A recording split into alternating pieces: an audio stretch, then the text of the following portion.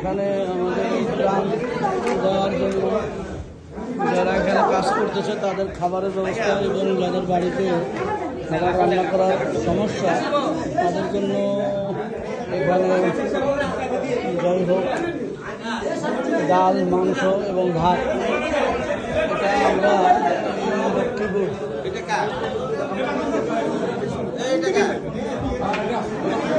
কোলাকান্দি গ্রামে আমরা আসছি এই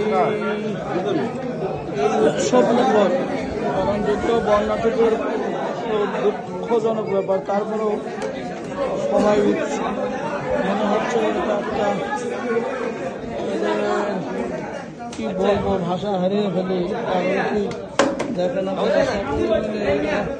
ত্রাণ বিলি করতেছে এবং আমাদের কর্মী হিসেবে আমরা যে ত্রাণ বিলি করতেছি আমাদের সাথে ওরা কাজ করতেছে। ইনশাল্লাহ যারা দূর থেকে দোয়া করবেন যেন আমরা আরো কিছু করতে পারি।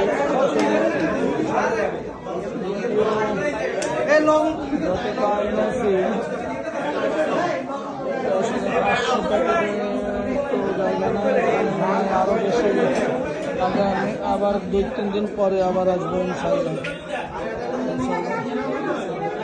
সবাই দেখবেন আসলে এটা